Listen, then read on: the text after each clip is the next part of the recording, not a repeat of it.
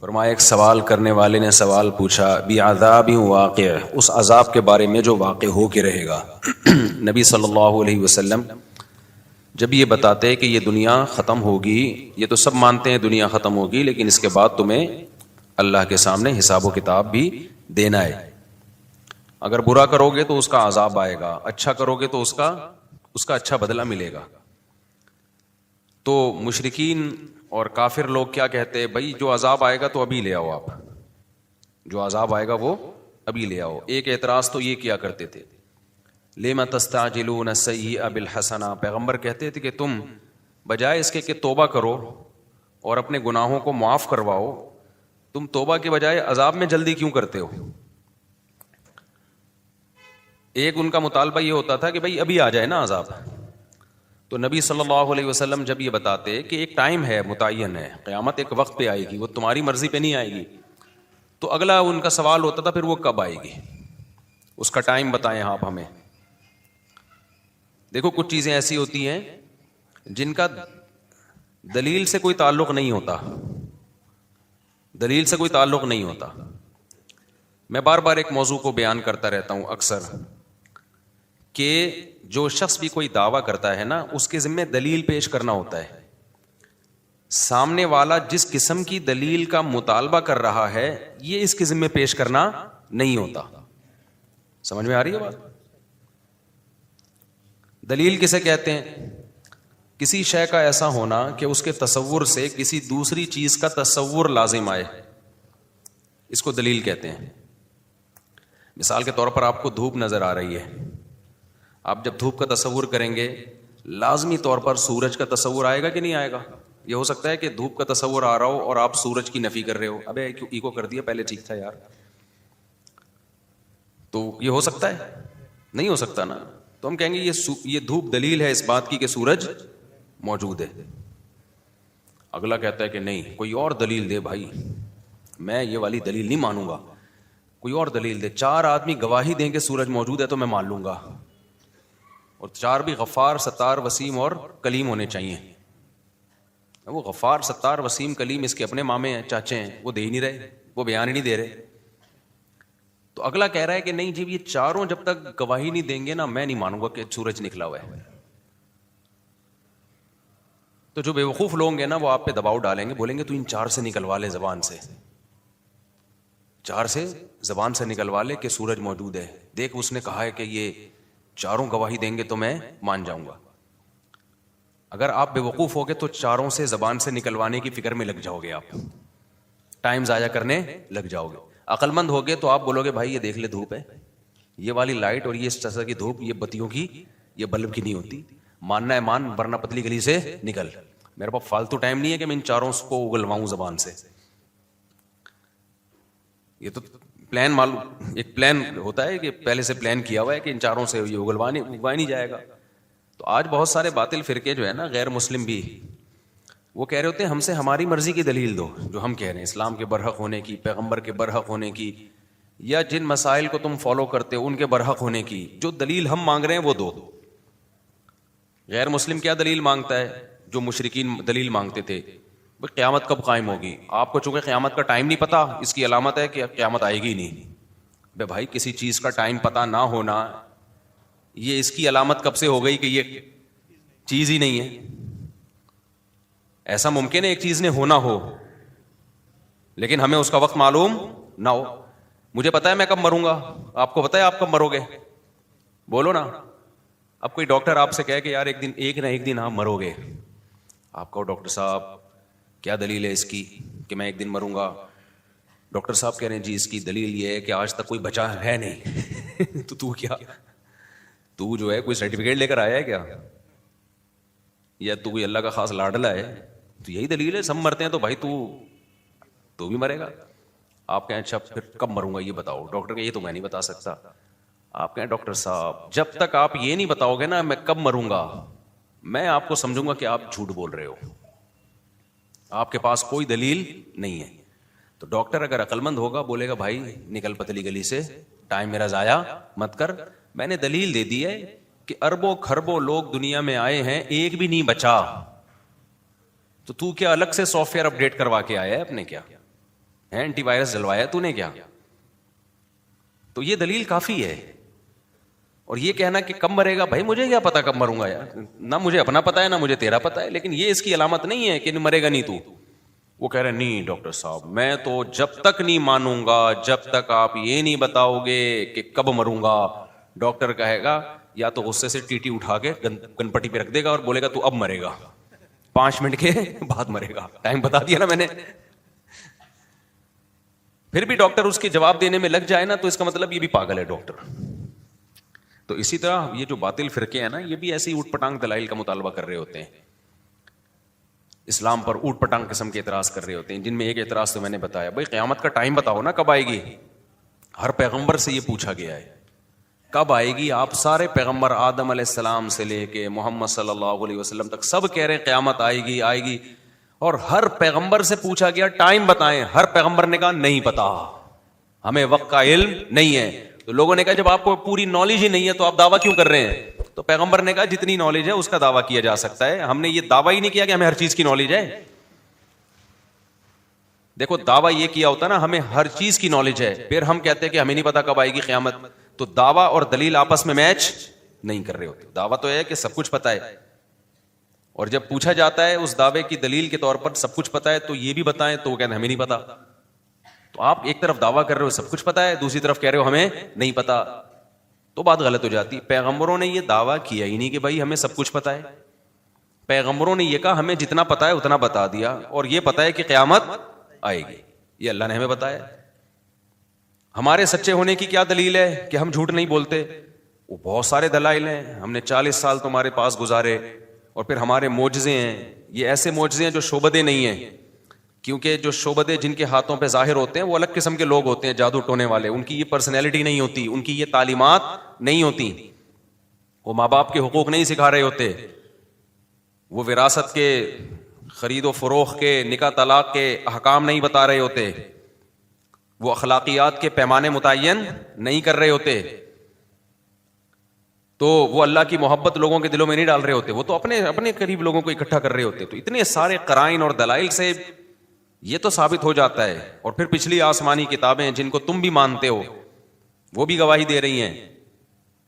تو اتنی دلیل کافی ہے ہمارے اس دعوے کے سچے ہونے کے لیے. ٹائم ہمیں معلوم نہیں ہے. تو کافروں نے بھی، اب کافر لوگ اعتراض کرتے ہیں بھائی محمد صلی اللہ علیہ وسلم اللہ کے نبی ہیں تو اتنی کم عمر سے شادی کیوں کی انہوں نے؟ کسی کی عمر کا زیادہ ہونا اور اس کی زوجہ کی عمر کا کم ہونا یہ نبی نہ ہونے کی دلیل نہیں ہے، اس کا اس سے کوئی تعلق نہیں ہے.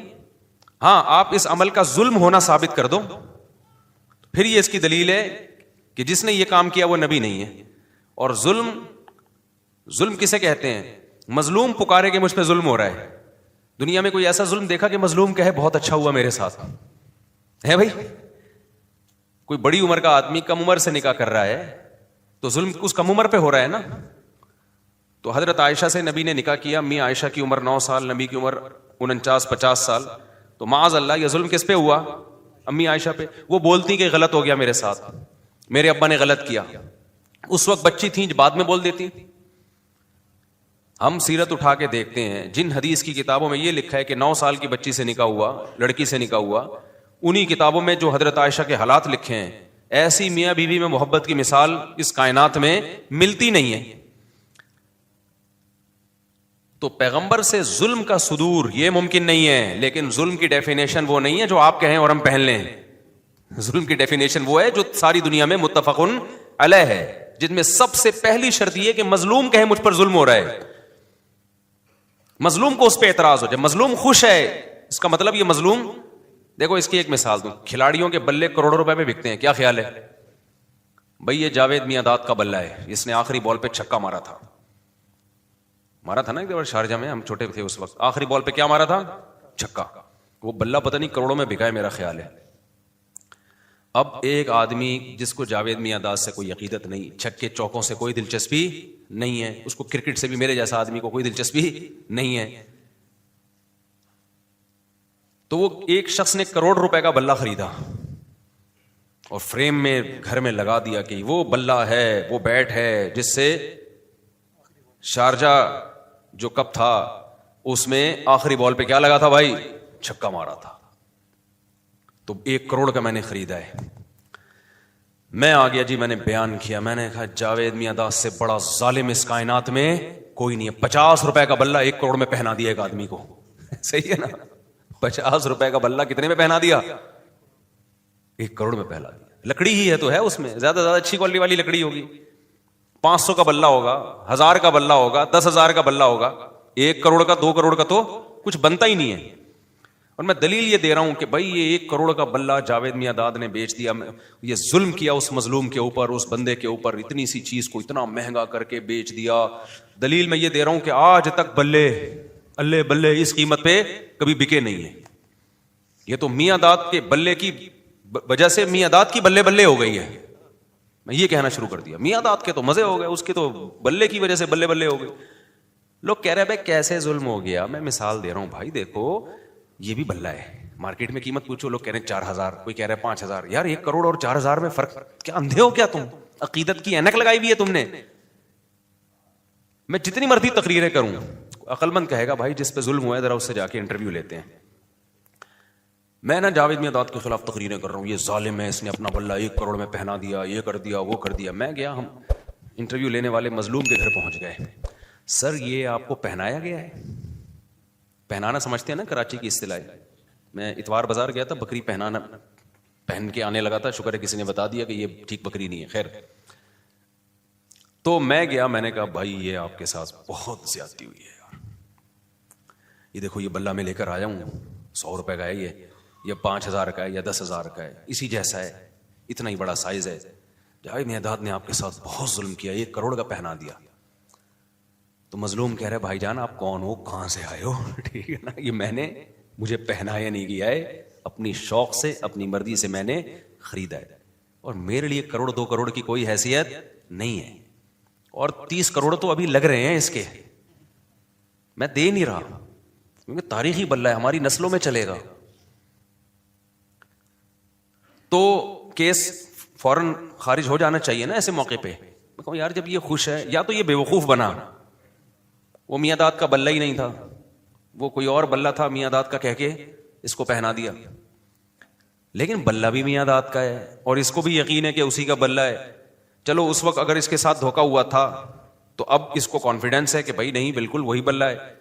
تو میں کیا کہوں گا بھائی عقیدت کی بات ہے یار, آپ کو اگر اسی سے عقیدت ہے تو اس میں کوئی حرج نہیں ہے. اور پھر وہ اگلا یہ بھی کہتا ہے کہ یار میاں داد کے لیے 1 کروڑ 2 کروڑ کی کوئی ویلیو نہیں ہے, اس کو تو یہ 1 کروڑ 2 کروڑ کی اس کی نظر میں کوئی ویلیو نہیں ہے, وہ تو ویسے ہی کما لے اتنے پیسے, 2-4 چھکے اور لگائے گا تو 8-10 کروڑ ویسے ہی کما لے گا. وہ کھلاڑی کے پاس تو بہت پیسہ ہوتا ہے نا, تو یہ اس کا مجھ پر احسان ہے کہ مجھے بیچ دیا اس نے, ورنہ کسٹمر تو بہت تھے. یہی بات ہے بھائی, یہ جو کہتے ہیں ظلم کیا ظلم کیا, سیدہ عائشہ سے پوچھو کیا آپ پہ ظلم ہوا, وہ کہیں گی بھائی پیغمبر کے پاس رشتوں کی کمی نہیں تھی. پیغمبر ہیں, جو ان کو پیغمبر مان رہے ہیں ان کے لیے تو بڑی ویلیو ہے.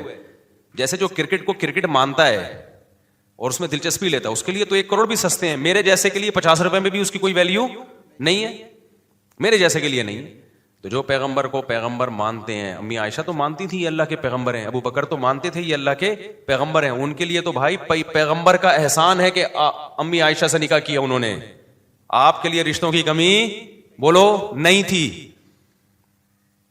آپ کے لیے کون سی کمی تھی رشتوں کی, یہ تو ان کا نبی کا احسان ہے. لیکن جو پیغمبر کو پیغمبر نہیں مانتے وہ بولتے رہیں گے ظلم ہو گیا, یہ ہو گیا, فلانا ہو گیا, ڈمکانا ہو گیا. تو بھائی آپ جس سب سے دنیا میں ایک اصول ہے کہ جس پہ ظلم ہوتا ہے وہ مظلوم مانے کہ مجھ پہ ظلم ہوا ہے. اگر مظلوم ہی نہ مان رہا ہو, وہی کیس کرنے کے لیے تیار نہ ہو, تو دنیا کی کوئی کورٹ بھی اس کیس کو لینے کے لیے تیار نہیں ہوتی. آپ عدالت چلے گئے, آپ نے وکیل ہائر کیا, کیس کیا کہ وسیم نے غفار کے 1 کروڑ روپے چرائے ہیں. وسیم نے کیا کیا, غفار کے 1 کروڑ روپے چرائے ہیں. عدالت بلائے گی آپ کو, آپ وسیم ہیں کہ نہیں؟ میں وسیم تو نہیں ہوں. آپ اس کے ماموں ہو؟ نہیں بھائی میں اس کا ماموں بھی نہیں ہوں. تو وسیم نے آپ کو نمائندہ بنایا ہے؟ نہیں بھائی نمائندہ نہیں بنایا. وسیم تو وہ دوسرے محلے میں رہتا ہے, میں اس محلے میں رہتا ہوں. عدالت کہے گی تو جس کے چرائے ہیں وہ آئے نا. کیا خیال ہے بھائی؟ اب آپ گئے وسیم کے پاس, نہیں سوری غفار کے چرائے تھے نا, کس کے چرائے تھے؟ غفار کے چرائے تھے. آپ غفار کے پاس گئے, یار تمہارے پیسے وسیم نے چرائے ہیں, میں کورٹ میں کیس کر رہا ہوں, کورٹ کیس کو نکال رہی ہے, بولی غفار خود آئے نا. تو غفار کہے جب میرے پیسے وسیم نے چرائے ہیں, میں نہیں جا رہا, تو کیوں میری طرف سے بلا وجہ کا نمائندہ بنا؟ میں جانوں اور کون جانے؟ وسیم جانے. تو چھوڑ دے تو مجھے اپنے حال پہ. تو دنیا کی کوئی کورٹ بھی جس پہ ظلم ہوا ہے وہ اگر کیس نہ کرے تو اللہ یہ کہ ریاست کے خلاف کوئی کام کیا ہو, پھر اس میں ریاست وکیل متعین کرتی ہے کسی کو. دنیا میں کوئی کورٹ بھی ایسا کیس کو نہیں لیتی. تو یہ کیسا کیس ہے غیر مسلموں کا یار, کہ ہم تمہاری کورٹ میں اپنا کیس لے کر جائیں کہ تم سید الانبیاء پہ الزام لگاؤ کہ انہوں نے 9 عمر بچی سے نکاح کیا کم عمر سے, اور ان پہ ظلم ہوا, زیادتی ہوئی, اور جس پہ ہوا ہے وہ کیس کرنے کے لیے تیار نہیں ہے, وہ فخر کر رہی ہیں. اس کا مطلب تمہارا ہیڈک ہے ہی نہیں, یہ ان کا آپس کا معاملہ ہے. یہاں یہ مسئلہ بھی حل ہو گیا کہ لوگ آج کل بہت اعتراض کرتے ہیں, اتنی بڑی عمر کے آدمی نے اتنی چھوٹی لڑکی سے شادی کی, بہت آ رہا ہے آج کل نا. تو وہی کر لی, وہ جانے, وہ آپس کے ان کا معاملہ ہے یار, تمہیں کیا تکلیف ہو رہی ہے؟ بیوقوف بنا کے کیے پھر غلط کیا, اگر بیوقوف نہیں بنایا تو وہ جانے, تم دعا کرو اللہ سیٹ ویٹ بنا دے. تمہارا بھی کوئی کیا خیال ہے بھائی؟ کوئی جل گیا, کسی نے دعا دی, لکھا ہوتا ہے نا رکشے کے پیچھے, رکشوں کے پیچھے جو لکھا ہوتا ہے غور سے پڑھا کریں, بڑی بڑی خاندانی باتیں لکھی ہوتی ہیں ٹرکوں کے پیچھے اور رکشوں کے پیچھے. وہ باتیں جو جاوید چودھری سے آپ نہیں سنو گے ٹرک کے پیچھے مل جائے گی آپ کو, جو مبشر لقمان اور حسن نثار اور ایسے ایسے صحافیوں سے آپ نہیں سنو گے, وہ آپ کو ٹرک کے پیچھے لکھی ہوئی مل جائیں گے. بڑی موٹیویشن ملتی ہے ان باتوں سے, سمجھ رہے ہو نا. کوئی جل گیا, کسی نے دعا دی, تو دعا دینے والا جلتا نہیں ہے اور برکت ہو جاتی ہے, جلنے والے کیا ہوتے ہیں, سوکھتے چلے جاتے ہیں. آپ نماز کے بعد مل لیں بھائی. تو مسئلہ کیا ہے؟ مسئلہ یہی ہے, اس سے بہت سارے مسئلے حل ہوتے ہیں, سمجھ رہے ہو. یہ جو باطل فرقے ہم سے مطالبے کرتے رہتے ہیں, میں بار بار ایک مسئلے کو چھیڑتا ہوں, اسی مناسبت سے آج چھیڑ لوں گا. اکثر ایک سوال پوچھا تھا, تو قضاء عمری کی کیا دلیل ہے اسلام میں؟ اتنی ساری نمازیں قضا ہو جائیں, 10 سال کی نمازیں قضا ہو جائیں تو نمازیں ساری پڑھنا ضروری ہیں, کوئی حدیث لے کر آؤ. اکثر مطالبہ کر رہے ہوتے ہیں نا آج کل کے اسکالر کہ کیا دلیل ہے بھائی 10 سال. بھائی ہمارے ذمہ دلیل پیش کرنا ہے. آپ نے ہم سے کہا نا کہ حدیث لے کر آؤ, ہر مسئلے پر حدیث نہیں ہوتی ہے. حدیث میں اصول ضابطہ بیان کر دیا, البینۃ علی المدعی والیمین علی من انکر, جو دعویٰ کرے گا دلیل اس کے ذمہ ہے, یہ حدیث میں آ گیا. تو ہم یہ تو ثابت کر دیں گے عقل سے کہ مدعی آپ ہو, دعویٰ کرنے والے ہم نہیں ہیں. مدعی آپ کیسے ہو؟ اسلام میں ہمیں یہی ملتا ہے کہ جب نماز قضا ہوئی ہے, چاہے جان کر قضا ہوئی, نبی کی سیرت سے ہمیں یہی ملتا ہے. نبی کی 4 نمازیں قضا ہوئی میدان جنگ میں, کیونکہ اس وقت جنگ میں کیسے نماز پڑھنی ہے یہ حکم نازل نہیں ہوا تھا. 4 نمازیں قضا ہوئی ہیں, تو نبی نے پہلے ان کی قضا پڑھی ہے, پھر استغفار. تو آپ کی نماز جان کر قضا ہو, بھولے سے قضا ہو, 4 ہوں یا 4000 ہوں, اس فرق پر آپ کے پاس کوئی دلیل نہیں ہے. اب دلیل آپ کے ذمے ہے کہ اگر 4 نمازیں قضا ہوں تو پڑھی جائیں گی, 4000 قضا ہوں تو نہیں پڑھی جائیں گی. اس کی کیا دلیل ہے آپ کے پاس؟ اس پر کیا حدیث ہے آپ کے پاس؟ یہ تو آپ نے جرم کیا نا, 10 سال نمازیں چھوڑی ہیں, تو فوراً آیت پیش کر دیتے ہیں ما جعل علیکم فی الدین من حرج, اللہ نے دین میں کوئی حرج نہیں رکھا. سوال پیدا تو اس کی کیا دلیل ہے کہ اس میں حرج ہے؟ 10 سال کی نمازیں کسی پر لازم کرنے میں حرج ہے؟ کہاں حرج ہے بھائی؟ ہم 10 سال کی نمازیں یہ تھوڑی کہہ رہے ہیں کہ ایک دن میں پڑھو, ہم کہہ رہے ہیں 10 سال کی نمازیں 10 سال میں پڑھو. آپ اب بھی حرج ہے کیا؟ اپنی طرف سے چیزیں بناتے ہیں. آج کل مارکیٹ میں چائنا کا مال بہت بک رہا ہے مذہب کے نام پہ. تو اجماعی مسئلہ ہے یہ کہ اگر نماز قضا ہو گئی, چاہے 10 سال ہو 20 سال ہو, آپ کو وہ توبہ کے ساتھ وہ قضاء عمری بھی کرنی پڑی. اجماعی مسئلہ ہے, جو اجماع کے خلاف جاتا ہے دلیل اس کے ذمہ ہوتی ہے. اسی طرح عورتوں مردوں کی نماز کا فرق جو میں بتاتے رہتا ہوں, اجماعی مسائل ہیں یہ کہ عورتیں سمٹ کے نماز پڑھیں گی. اب جو اجماع کے خلاف جائے گا دلیل اس کے ذمہ ہے کہ وہ پیش کرے, کہ عورت کے بارے میں الگ سے حدیث پیش کرے کہ نہیں عورت بھی مردوں کی طرح نماز پڑھے گی. جب تک حدیث نہیں ہے تو اجماع سے یہ بات ثابت ہے کہ کیسے پڑھے گی, سمٹ کے نماز پڑھے گی. تو اور بھی ایک میں نے بتایا تھا نا گاؤں میں جمعہ نہیں ہوتا, بتایا تھا نا مسئلہ. ایک اہل حدیث عالم ہے, انہوں نے میرے خلاف ایک کلپ ریکارڈ کروا دیا فوراً. میں نے اس پہ دلیل بھی دی تھی کہ گاؤں میں جمعہ نہیں ہوتا. کیوں؟ صحیح حدیثوں میں یہ مضمون ہے کہ نبی صلی اللہ علیہ وسلم کے پیچھے صحابہ کرام گاؤں دیہاتوں سے باریاں لگا کے جمعہ پڑھنے آیا کرتے تھے مدینہ میں. یہ باریاں کیوں لگاتے تھے؟ کیونکہ وہاں گاؤں میں جمعہ نہیں ہوتا. وہ جمعہ پڑھنے کے لیے نا گاؤں کے لوگ آتے تھے, اس دفعہ ان کی باری ہے, یہ جا کے وہاں جمعہ پڑھیں گے, اور اگلی دفعہ ان کی باری. ینتابونا کے الفاظ ہیں, صحیح حدیث ہے یہ. کتنی بڑی دلیل ہے. حالانکہ ظہر کی نمازیں تو وہ باریاں لگا کے نہیں پڑھنے آ رہے نبی کے پیچھے, فجر کی نمازوں میں باریاں نہیں لگا رہے, عصر کی نمازوں میں باریاں ان کو پتا ہے یہاں ہو جاتی ہے, جمعے میں باریاں لگا رہے ہیں وہ. علیہ صاحب نے فوراً, ایک تو وہ بعض ان کے علماء ایسے ہیں, سب کی بات نہیں کر رہا ہے, وہ طنز بہت کرتے ہیں, ایسے کرتے ہیں جیسے ان کو کچھ پتہ ہی نہیں ہے. تو محترم نے فوراً ایک میرے خلاف کلپ بنا دیا. اب چونکہ زیادہ مشہور نہیں ہے, میں نام لوں گا تو مشہور ہونے کا خطرہ ہوتا ہے. پھر بعض دفعہ کسی مشہور کے خلاف انسان بیان اس لیے کرتا ہے تاکہ وہ میرا نام لے کے رد کریں اور میں بھی پھیل جاؤں. انہوں نے میرے خلاف کلپ بنا دیا. اس حدیث کا کوئی جواب نہیں دیا. کتنی بڑی دلیل ہے یہ. جواب یہ دیا کہ فلاں حدیث میں ملتا ہے کہ بحرین میں ایک گاؤں تھا جہاں جمعے کی نماز ہوتی تھی. لوگوں نے کہا کہ سب کے کمنٹس ان کے حق میں کہ یار زبردست جواب دے دیا. یہ تو آپ ہماری قوم کی سینس ہے. کوئی پوچھنے والا نہیں ہے کہ مکہ مدینہ سے ٹاپتے ٹاپتے آپ پہنچے کہاں؟ بحرین. جبکہ دیگر روایات سے پتہ چلتا ہے کہ وہ گاؤں نہیں تھا, قصبہ کبیرہ تھا, بہت بڑی آبادی تھی. وہ قریہ کبیرہ ہونا, یہ بڑا قصبہ, وہ بھی شہری کے حکم میں ہے. یہ تو خود اس بات کی دلیل ہے کہ اگر بحرین کے کسی گاؤں میں ہو رہا ہے اور بیچ کا کوئی گاؤں آپ کو ایکسپلین کرنے کے لیے نہیں ملا, تو یہ تو ہماری دلیل ہے, اس کی علامت ہے کہ واقعی نبی کے دور میں گاؤں میں جمعہ نہیں ہوتا تھا. لیکن لوگوں میں, تبھی میں کہتا ہوں مجتہدین کو فالو کرو, مجتہدین کو. آج کل کے اسکالرز کو فالو مت کرو, بہت خلط مبحث کر دیتے ہیں یہ لوگ, دائیں بائیں بائیں سے دائیں. خیر, کون سے پرانے دکھڑے لے کے ہم بیٹھ گئے. تو میں جو بیان کر رہا تھا, بیان یہ کر رہا تھا کہ رسول اللہ صلی اللہ علیہ وسلم جب دعویٰ کیا آپ صلی اللہ علیہ وسلم نے کہ بھائی قیامت آئے گی, ہر پیغمبر نے دعویٰ کیا, تو فوراً سوال ہوتا تھا بھائی ٹائم بتائیں. پیغمبر کیا کہتے تھے؟ ہمیں ٹائم معلوم نہیں ہے. اچھا, یہ ایک عجیب بات ہے, پیغمبروں کی جب آپ جو کنورزیشن ہے نا, جو ان کی بات چیت امتیوں کے ساتھ جب آپ دیکھتے ہیں, اس میں ایک چیز ہے صاف گوئی, کلیئرٹی بہت ہے ان کے دعووں میں. ہم دوسرے پیغمبروں کو چھوڑیں, ہم سید الانبیاء کی بات کرتے ہیں. رسول اللہ صلی اللہ علیہ وسلم سے جو سوال پوچھے گئے, جن کے آپ نے جواب دیے, کہیں بھی ان دعووں میں آپ کے ٹکراؤ نہیں ہے. جو بھی 2 نمبر آدمی ہوتا ہے نا, وہ کسی ایک بات پہ ٹکتا بولو نہیں ہے, کیونکہ اس کا مقصد ہے شہرت, عزت, دولت. تو وہ پینترے بدلتا رہتا ہے. ہم سیاسی لوگوں کو دیکھ لیں نا, کل جس کے خلاف مرد آباد مرد آباد, آج اسی سے کیا کر رہے ہوتے ہیں بھائی, گلے مل رہے ہوتے ہیں. وہ کہتے ہیں یار ہمیں کرسی چاہیے, بھاڑ میں جائے, تو مرد آباد تھا, تو زندہ باد تھا. کیونکہ ان کا کوئی ویژن اور ہدف نہیں ہوتا نا, کوئی ہدف نہیں ہوتا, ویژن نہیں ہوتا. جس آدمی نے دولت کمانی ہے, دولت کمانی ہے, کتنا ہی بد اخلاق کیوں نہ ہو, ہر جگہ بدتمیزی سے بات کرے گا, لوگوں سے گالیاں دے گا, اور کہے گا یار اس کے بغیر سوسائٹی میں سروائیو نہیں کر سکتے. کسٹمر کوئی بہت اچھا آ گیا, کتنی تمیز سے بات کرے گا نا, اس سے محبت سے بات کرے گا. کیوں؟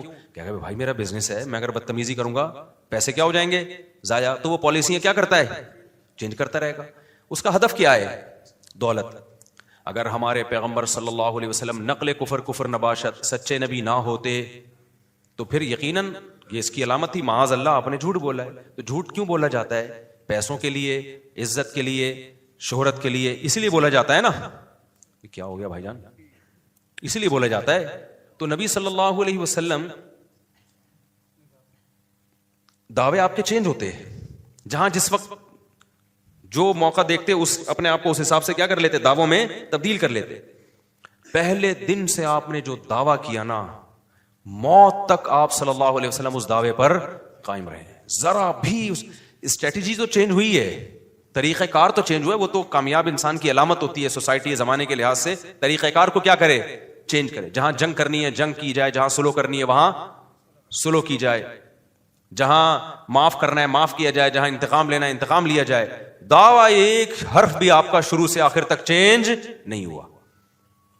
آپ نے دعویٰ کیا کیا, ایک اللہ کی عبادت کرو, اللہ کے سوا کوئی عبادت کے لائق نہیں ہے. تم مر کے ختم نہیں ہو جاتے, بلکہ موت کے بعد دوبارہ زندگی ہے. مشرکین نے بار بار کہا بھئی آپ یہ کر لیں آپ یہ کر لیں. فرمایا انما انا بشر مثلکم, میں تمہاری طرح کا انسان ہوں. یہ جو آپ کا دعویٰ تھا نا, میں تمہاری طرح کا انسان ہوں, یہ جب کوئی 2 نمبر لوگ اس طرح کے دعوے کرتے ہیں نا, بھئی میں تو ایکچولی آپ جیسا ہوں, جب ان کو عزت شہرت ملتی ہے نا, تو یہ دعویٰ کیا ہوتا ہے, پھر آہستہ آہستہ ان کا چینج ہوتا ہے. وہ فوراً کہتے ہیں بھائی اصل میں وہ تو میں نے کہہ دیا تھا میں آپ کی طرح کا انسان ہوں, لیکن ایسا ہے نہیں, میں بہت ہی کوئی الگ سی چیز ہوں. کیونکہ جب دیکھتا ہے نا لوگ آنا شروع ہو گئے, تو پھر الگ قسم کے دعوے اس کے شروع, مجھے ساتھ یہ بھی ہوتا ہے, مجھے یوں بھی نظر آتا ہے, مجھے ایسے بھی نظر آتا ہے, میں یوں بھی کر سکتا ہوں, میں یہ بھی کر سکتا ہوں. ہمارے پیغمبر پہلے دن سے جس دعوے پر رہے وہ تھا انما انا بشر مثلکم, میں صرف تمہاری طرح کا انسان ہوں, تو میرے پاس کوئی طاقت نہیں ہے. لا اعلم غیب السماوات والارض, نہ میں آسمانوں زمینوں کے, لا يعلم من في السماوات والارض الغیب الا اللہ, غیب کا علم میرے پاس نہیں ہے. مشرکین بار بار آ کے پوچھتے قیامت کب آئے گی, آپ کہیں گے بھائی مجھے تو نہیں پتا, میرے پاس تو غیب کا علم نہیں ہے. اگر میرے پاس غیب کا علم ہوتا تو مجھے ما مسنی السوء, کبھی کوئی مصیبت ہی نہیں آتی. میں تو بھائی مصیبتیں بھی آتی ہیں, مجھے تو مصیبتیں بھی آتی ہیں, مجھے تو خوشیاں بھی آتی ہیں, میں خوشیوں پہ خوش ہوتا ہوں, مصیبتوں پہ غم زدہ. اگر میرے پاس اختیارات ہوتے یا میں جو ہے غیب کا علم ہوتا تو مجھے پتہ چل جاتا کل مجھے یہ مصیبت آنے والی ہے, تو پہلے سے بچنے کا میں انتظام کر لیتا. کیسی اپنی پوزیشن بالکل جو پہلے دن تھی آخری دن بھی وہی رکھی, بھائی میں اپنی طرف نہیں بلا رہا, میں تمہاری طرح کا انسان ہوں. یہاں تک کہ بعض حدیثیں تو ایسی تواضع والی ملتی ہیں, ایسی تواضع والی. نبی صلی اللہ علیہ وسلم نے ایک صحابی سے کہا کہ کھجور کے جو نر کھجوروں کو مادہ کھجوروں سے مت ملاؤ, انہوں نے نہیں ملایا, تعبیر نخل کہتے ہیں. تو وہ کھجور میں کمی ہو گئی, انہوں نے کہا یا رسول اللہ کھجور میں کمی ہو گئی. آپ فرمایا میں تمہاری طرح کا انسان ہوں, بھائی میں کیا ہوں, نمانا صحیح مسلم کی حدیث ہے, بخاری مسلم کی, میں تمہاری طرح کا انسان ہوں. میں دین کے معاملے میں حکم دوں تو فالو کرو, دنیا کے معاملے میں انتم اعلم بعمر دنیاکم منی, بھائی دنیا تو تم مجھ سے زیادہ جانتے ہو, کھجوروں کا تجربہ مجھے تھوڑی ہے, تمہیں کیا ہے. کوئی مذہبی لیڈر جو 2 نمبر ہو, اس طرح کا اسٹائل ہوتا ہے اس کا. پیر صاحب آج کل کے دیکھ لو نا, چائنا کے پیر آ رہے ہیں مارکیٹ میں, اتنا سا پیر ہوگا, باتیں ایسی کرے گا, وہ لنگڑوں کو بھی ٹھیک کر سکتا ہے, وہ فالج زداؤں کو بھی ٹھیک کر سکتا ہے, وہ گنجے کے سر پہ بھی بال نکال سکتا ہے, وہ جس کی شادی نہیں ہو رہی اس کی شادی بھی کرا سکتا ہے, وہ سنگ دل محبوب کو اس کے قدموں میں بھی لا سکتا ہے. ٹچے قسم کے ہوتے ہیں, خود ان کے محبوب مارکیٹ سے کیا ہوتے ہیں, شارٹ ہوتے ہیں. لیکن دعوے دیکھو, وہ جو پھونکو والا ہے, اور ایک سرکار نہیں ایسی تو کروڑوں سرکاریں ہیں پاکستان میں, پوری دنیا میں ہے, یہ یہاں زیادہ ہیں. ذرا سے 4 آدمیوں نے عزت دینا شروع کر دی تو پیر صاحب کا اسٹائل کیا ہو گیا, چینج ہو گیا. مجھے گھر میں بلاؤ, میں پھونک ماروں گا, وہاں سے جن چڑیل بھوت کیا ہو جائیں گے, بھاگ جائیں گے. پیر صاحب کی دعا ہے, ہمارے سر پہ ہاتھ ہے جس کی وجہ سے بگڑی بنتی چلی. ہمارے پیغمبر کا پہلے اور آخری دن بھی, حالانکہ آپ کو خدا کی قسم جو عزت ملی ہے نا, نبی کے آرڈر پہ گردنیں کٹوائی ہیں صحابہ نے. حضرت سعد نے تقریر کی, یا رسول اللہ بنی اسرائیل کی طرح نہیں ہے کہ جنہوں نے کہہ دیا تھا اذهب انت وربک فقاتلا, جاؤ آپ اور آپ کا رب جا کے لڑے, ہم یہیں بیٹھے. نہ آپ آگ میں چھلانگ لگانے کا کہو گے, آگ میں چھلانگ لگا دیں گے ہم. ایسے فالوورز دنیا میں کسی کو نہیں ملے. اور پھر معجزے بھی دیکھ رہے ہیں. آپ صلی اللہ علیہ وسلم نے پانی میں انگلیاں ڈالیں, انگلی مبارک, اور پانی کا چشمہ پھوٹ گیا. یہ معجزے بھی دیکھ رہے ہیں. اس کے باوجود بھی آپ کہہ رہے ہیں یہ کون کر رہا ہے بھائی, اللہ کر رہا ہے. انما انا بشر مثلکم, میرے پاس اختیارات نہیں ہے, میں کچھ نہیں کر سکتا. آج کسی کے ہاتھ پہ کوئی ایسی کرامت ظاہر ہو جائے تو پیر صاحب کی تو ٹون کیا ہو جائے گی, چینج. پیر صاحب کہیں گے میں بول نہیں رہا تھا. ایک پیر صاحب کا کوئی مرید نے خواب دیکھا, پیر صاحب کو کہا حضرت آج بہت عجیب خواب دیکھا آپ کے بارے میں. پیر صاحب نے کہا بتا بھائی. کہہ رہے میں نے دیکھا کہ آپ کی انگلیاں جو ہے نا شہد میں, اور میری انگلیاں گندگی میں. وہ گندگی کا نام لیتے ہوئے مجھے وہ گھن آ رہی ہے, وہ پورا نام, جب مسجد کے باہر کسی کو سناؤ گے پورا نام لے کے سنانا, اس کے بغیر کیچڑ تو بہت ہلکی چیز ہے بھائی, اس میں گندگی میں سمجھ رہے ہو. تو پیر صاحب نے کہا دیکھا یہی تو فرق ہے تم میں اور مجھ میں, میری انگلیاں شہد میں, تمہاری انگلیاں گند میں, گوبر میں. تو کہتے ہیں خواب کمپلیٹ نہیں ہوا ہے, بھی اس کو کمپلیٹ ہونے دیں. کائنڈلی خواب کو کیا ہونے دیں آپ, کمپلیٹ. پورا خواب یہ ہے کہ میں نے پھر خواب میں دیکھا کہ میری انگلیاں آپ چاٹ رہے ہیں اور آپ کی انگلیاں میں چاٹ رہا ہوں. سمجھ رہے ہو کہ ہمارے ایک جاننے والے تھے, ان کا بچپن میں مناظرہ ہوا. مناظرہ بڑی ہوشیاری کا کام ہوتا ہے. مناظرہ تھا کسی بدعتی سے. اس بدعتی نے ہمارے کسی بزرگ پر اعتراض کیا تھا کہ تمہارے بزرگ نے نا فلاں عبارت اپنی کتاب میں لکھی ہے, یہ گستاخی ہے. یہ کیا ہے, گستاخی ہے. تو اس پہ وہ بڑا پروپیگنڈا کر رہے تھے, دیکھو یہ لوگ دیوبندی گستاخ اور فلانے گستاخ. اچھا اسی قسم کی عبارت ان کے بھی کسی بزرگ نے لکھی ہوئی تھی, ان کو مل گئی. مناظرے کا دن طے ہو گیا, یہ وہاں چلے گئے, اکیلے گئے نا. یہ اب یہ اپنا واقعہ میں سنا رہے تھے, تو اور بھی ان کے ساتھ لوگ تھے. یعنی اکیلے سے مراد یہ کہ عالم تو یہ اکیلے ہی تھے, باقی جو غریبی میں جا رہے ہوتے ہیں 2-4 لوگ. اب وہاں جب جا کے بیٹھے نا تو انہوں نے, وہ آ گئے, انہوں نے بولا تمہارے بزرگ گستاخ اور فلانا اور ڈمکانا اور کافر ہے. یہ کہتے ہیں میں نے کہا کہ بھائی وہ ایسا ہے کہ اگر آپ کے بھی بزرگ نے یہ اپنی کتاب میں لکھا ہو تو وہ بھی کافر ہیں. اب وہ ایک دم نا تھوڑا سا اچھا یہ ڈرامہ کر کے نا کتاب ساتھ لے کر آئے تھے اور ڈرامہ کر کے ایسے لگے جیسے ان کو وہ ان بزرگ کی عبارت مل ہی نہیں رہی نا, ایسے گھننے بن گئے کہ ان کو ان کے بزرگ کی عبارت کہہ رہے ہیں یار وہ تھی پتہ نہیں کہاں, بھائی کہاں ہے وہ, ایسے بات کر رہے ہیں پورے فل ایکٹنگ. وہ کہہ رہے بھائی اسی میں تھی بھائی, اب مل نہیں رہی یار, کیا کر رہے یار تو. اب مجمع وہاں جمع ہوا تھا مسجد میں, اب ان کے نا کانفیڈنس پیدا ہونا شروع ہو گیا ان لوگوں میں, جو مخالفین تھے نا ان میں, ان کو ہو گیا بھائی یہ اس کی بھول گیا یا نہیں ہے, یہ ڈرامہ کر رہا تھا. تو انہوں نے کہا کہ اب کہہ رہے یار وہ پتہ نہیں گئی کدھر ہے, لیکن اگر کسی نے ایسا لکھا ہو وہ کافر ہے یا نہیں ہے. اب نا تھوڑے تھوڑے لوگ کہہ رہے ہیں ہاں کافر ہے, تھوڑے تھوڑے گھبرانے کے مل نہ جائے نا کہیں. تو اب پھر یہ تلاش کر رہے ہیں یار گئی کہاں یار, تو کہنے لگے یار وہ پتہ نہیں کہاں گئی. تو لیکن اگر لکھا ہو تو کافر ہے یا نہیں. انہوں نے کہا بھائی لکھا ہو تو پکا کافر ہے, لیکن تو دکھا تو صحیح نا, تو چھوڑیں گے نہیں. اب ہم ان کو پکا کروا دیا, اس پہ ان کو کیا کروایا, پکا کروا دیا. ان کو پہلے نا مضبوط کرو تاکہ یہ ایسا نہ بولے کہ نہیں اس کا ایکچولی اس کا تو یہ مطلب. پھر یہ کہہ رہے پھر مل نہیں رہی, اب کہہ رہے ہیں یار وہ مل نہیں رہی, لیکن اگر بالفرض کسی نے یہ الفاظ لکھے ہیں تو وہ کافر ہے یا نہیں ہے. تو وہ کہہ رہے ہیں ابے ہم تجھے نا ماریں گے, پکا کافر ہے, اسلام سے خارج ہے, تو دکھا تو صحیح. جب بہت زیادہ ان کی زبان سے اگلوائے اور گھنا بن کے جیسے وہ عبارت ہی گم گئی ہے فوراً نکال کے دکھا دی یہ لکھا ہوا ہے. اس کے بعد جو کہہ رہے میں بھاگ گیا وہاں سے, کیونکہ پتا تھا طبیعت سے کیا کروں گا, پٹوں گا. لیکن بہت سارے لوگ نا جو اس پیر کو اپنا باپ مانتے تھے وہاں سے کٹ گئے وہ. تو یہ نا بڑی ہوشیاری کا کام ہوتا ہے. خیر کہاں بات چل رہی تھی, میں کیا کہہ رہا تھا یار, ابے بات کیا چل. ہاں تو رسول اللہ صلی اللہ علیہ وسلم کا دعویٰ پہلے دن سے کوئی اس طرح کے دعوے نہیں آپ صلی اللہ علیہ وسلم نے کیے کہ میرے پاس اختیارات ہیں, میں طاقت اور قوتوں کا مالک. بخاری کی ایک حدیث جب ہم نے پڑھی نا طلب علمی کے دور میں, یہ موطا امام مالک میں پڑھی تھی ہم نے حدیث, میں حیران ہو گیا کہ یار ایسی پاکیزہ سیرت سید الانبیاء کی. فجر کی نماز پڑھانے نبی صلی اللہ علیہ وسلم آئے, صحابہ کی صفیں لگی ہوئی ہیں. بخاری کی حدیث ہے, اصل میں تو موطا امام مالک کی ہے, پھر وہاں سے وہ تو پرانی کتاب ہے نا موطا امام مالک. تو نبی صلی اللہ علیہ وسلم جب صفیں کھڑی ہو گئیں, آپ نے فرمایا یا ایھا الناس انما انا بشر مثلکم, اے لوگوں میں تمہاری طرح کا انسان ہوں. انسا کما تنسون, ایسے ہی بھول جاتا ہوں جیسے تم بھول جاتے ہو. مجھ پہ غسل فرض ہے اور میں غسل کرنا بھول گیا. پھر آپ صلی اللہ علیہ وسلم گئے, غسل کر کے آئے, آپ کے بالوں سے پانی ٹپک رہا تھا. سمجھ میں آ رہی ہے بات کہ نہیں آ رہی؟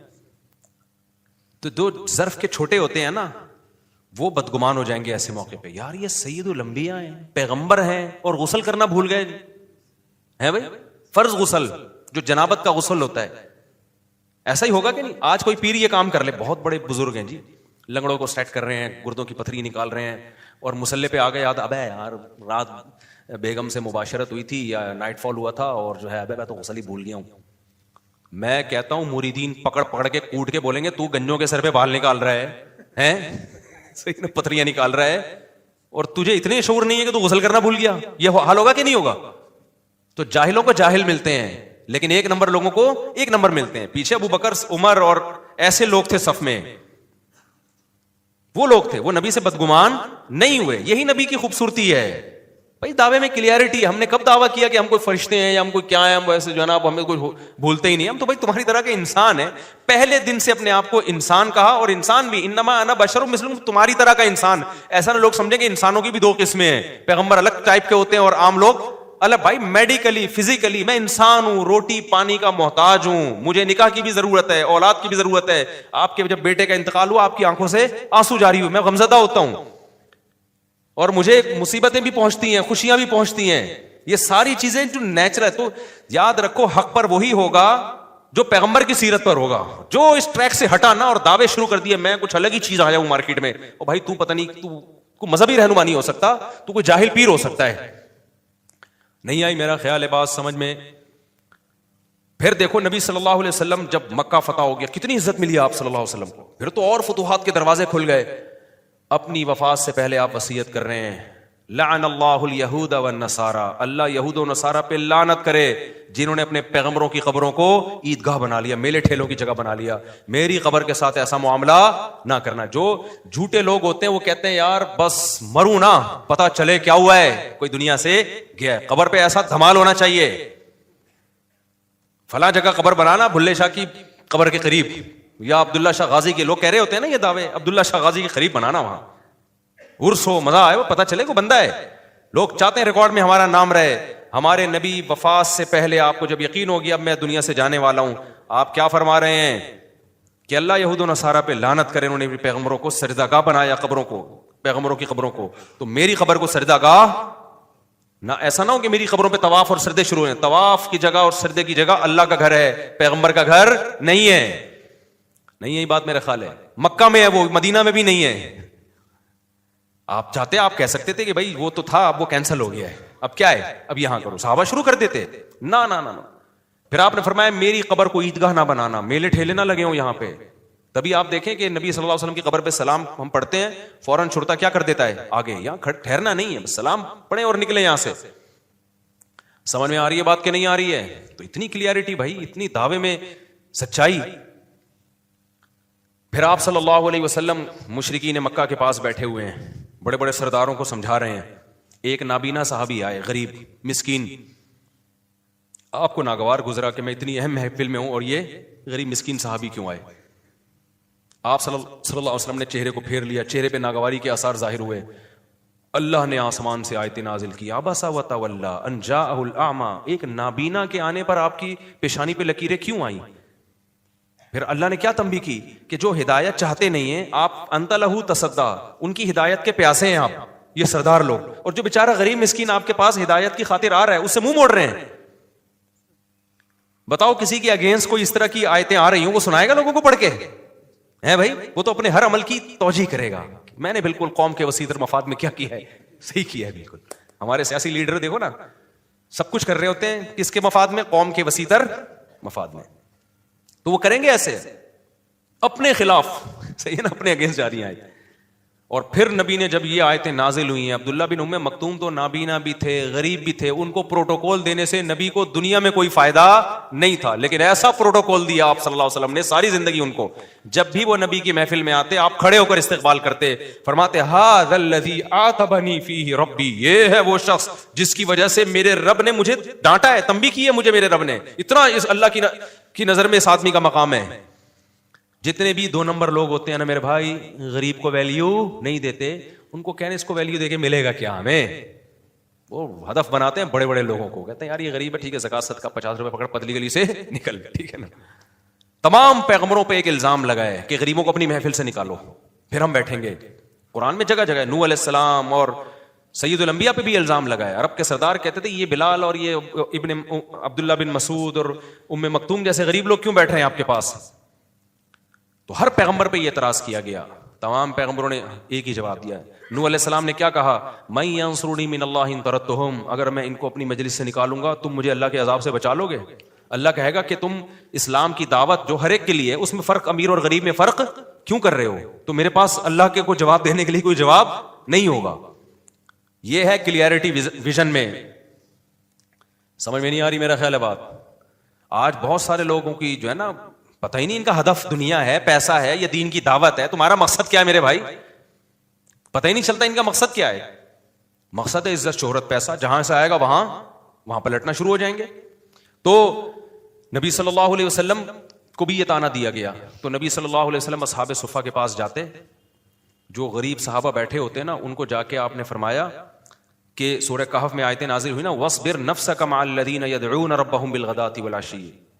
اے نبی یہ جو غریب لوگ، مسکین لوگ جو صبح و شام اپنے رب کو پکارتے ہیں، آپ ان کے پاس جا کے بیٹھا کریں آپ، اور ان کا حساب آپ کے ذمہ نہیں ہے. مشرکین کہتے تھے اصل میں یہ غریب لوگ ہیں نا تو ان کو اسلام میں تھوڑی سی عزت مل رہی ہے، اس چکر میں مسلمان ہوئے، ویسے تو اس سوسائٹی میں ان کی کوئی عزت ہے نہیں.